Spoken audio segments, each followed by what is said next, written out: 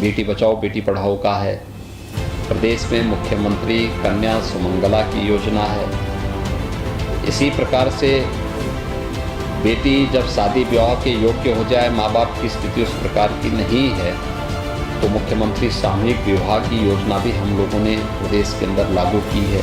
किसान है, किसान के परिवार के बच्चे की पढ़ाई के लिए, अनुसूचित जाति, जनजाति, पिछड़ी जाति के बच्चों की पढ़ाई के लिए सरकार के द्वारा समय समय पर स्कॉलरशिप देने का भी प्रावधान किया गया है। बहुत सारी योजनाएं हैं।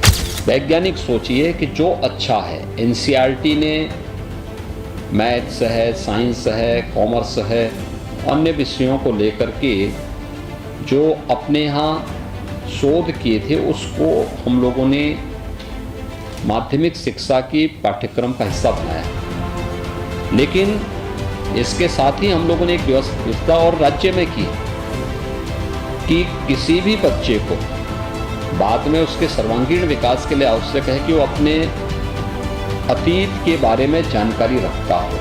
देश को संगठित करके उस लड़ाई को आगे बढ़ाया, उनके बारे में, या फिर हमारे ऐतिहासिक और पौराणिक व्यवस्था से जुड़े हुए उन दैवीय शक्तियों के बारे में भी जानकारी दी जाती है। मर्यादा पुरुषोत्तम भगवान श्री राम हो, भगवान श्री कृष्ण हो, या फिर उसके बाद भी अन्य कुछ जो ऐसे महापुरुष हैं, महाराणा प्रताप हैं, छत्रपति शिवाजी महाराज हैं, गुरु गोविंद सिंह जी महाराज हैं, या रानी लक्ष्मीबाई है, या अन्य जो भी इस प्रकार के महापुरुष हैं, उन सब के बारे में अलग अलग पाठ्यक्रम में हम लोगों ने तो बेसिक शिक्षा परिषद से इसको शुरू कर दिया है कि जैसे कि एनसीईआरटी पैटर्न हमारे सभी विषयों में लागू हो गया पर हिंदी में नहीं लागू हुआ, तो सर आप हिंदी में लागू भी नहीं करिएगा, क्योंकि वही एक ऐसा विषय बचा है जिसमें हम भगवान श्री कृष्ण और भगवान श्री राम के बारे में कुछ जानते हैं, कुछ ही यानी रचना के बारे में जानते हैं, लेकिन जानते हैं, इसलिए उसको आप भले रहने दीजिए, उसी से हमारी शान है। ठीक है, बहुत सुंदर। अगला, हाँ बोलो। जैसा कि अक्षर ने कहा कि हिंदी भाषा हमारी मातृभाषा है, तो हमें उससे मतलब इंग्लिश से ज़्यादा हिंदी को महत्व देना चाहिए। आजकल ज़्यादा से ज़्यादा टीचर बोलते हैं कि मतलब इंग्लिश ज़्यादा इंपॉर्टेंट है। हर जगह अगर कहीं जाते हैं तो बोलते हैं इंग्लिश ज़्यादा पढ़ी होनी चाहिए, मतलब बोलना आना चाहिए। तो सर हिंदी हमारी मातृभाषा में उसको इम्पोर्टेंट देना चाहिए। सर और लड़कियों के लिए आपने इतनी सारी योजनाएं निकाली, उसके लिए आपको बहुत बहुत धन्यवाद। कुछ योजना के बारे में बताएंगे? सर आपने बहुत सारी निकाली है, उससे मतलब लड़कियों का भी फायदा हुआ है। पहले इतना मतलब जैसे माननीय प्रधानमंत्री जी ने निकाली थी बेटी बचाओ बेटी पढ़ाओ, उससे भी काफी मतलब समाज पे उसका असर पड़ा है। आजकल की लड़कियां इतना पीछे नहीं रहती है। देखिए, इसमें बेटियों के लिए बहुत सारी योजनाएं हैं। बेटी के जन्म लेने से लेकर के और स्नातक तक की पढ़ाई, यस सर, उसके लिए भी केंद्र सरकार ने भी और राज्य सरकार की भी योजनाएं हैं। बेटी बचाओ बेटी पढ़ाओ का है।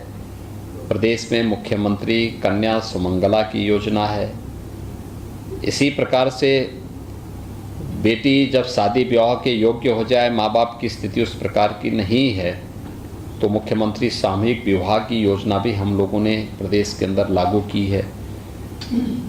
स्कॉलरशिप, किसान है, किसान के परिवार के बच्चे की पढ़ाई के लिए, अनुसूचित जाति, जनजाति, पिछड़ी जाति के बच्चों की पढ़ाई के लिए सरकार के द्वारा समय समय पर स्कॉलरशिप देने का भी प्रावधान किया गया है। बहुत सारी योजनाएं हैं। कमी योजनाओं की नहीं है, योजनाओं की जानकारी होना और योजनाओं की जानकारी के अनुसार समय पे उस पर आवेदन करना, ये महत्वपूर्ण होता है। और उन्हीं सब कार्यक्रमों को लेकर के सरकार आगे बढ़ती है।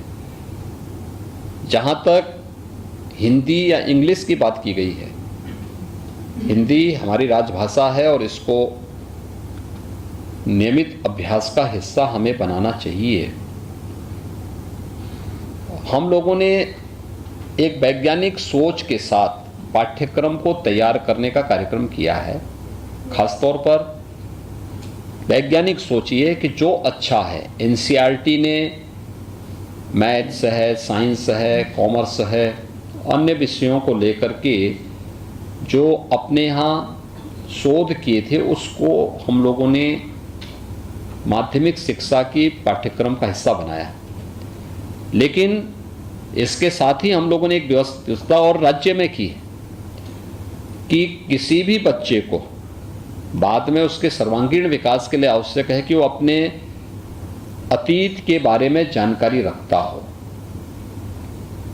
अपने देश, अपने काल और अपनी परिस्थितियों के साथ उनके साथ आगे बढ़ सके, चाहे वह स्वतंत्रता संग्राम सेनानियों से जुड़े हुए स्थानीय उन स्तर पर जो स्वतंत्रता आंदोलन के दौरान आंदोलन हुए थे, विभिन्न प्रकार के अभियान चले थे, उनसे जुड़े हुए जो नायक हैं, उन राष्ट्र नायकों के प्रति भी सम्मान का भाव पैदा हो सके।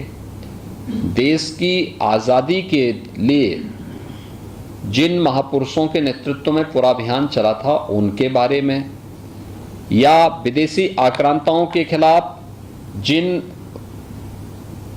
योद्धाओं ने समय समय पर देश को संगठित करके उस लड़ाई को आगे बढ़ाया उनके बारे में, या फिर हमारे ऐतिहासिक और पौराणिक व्यवस्था से जुड़े हुए उन दैवीय शक्तियों के बारे में भी जानकारी दी जाती है।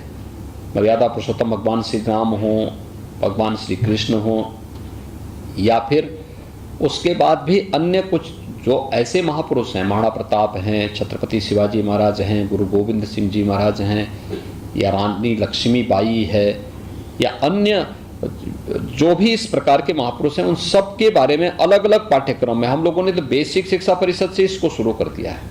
हर यानी बेसिक शिक्षा परिषद के पाठ्यक्रम में भी हम लोगों ने ये व्यवस्था की है कि उन महापुरुषों की जानकारी हम वहाँ पे दे सकें। अलग अलग स्तर के बच्चों के लिए फिर अलग अलग प्रकार की पुस्तकें भी उनके लिए उनके पाठ्यक्रम का एक वैकल्पिक विषय के रूप में उन्हें देने का प्रयास हुआ है, और इसको नियमित रूप से पढ़ना चाहिए।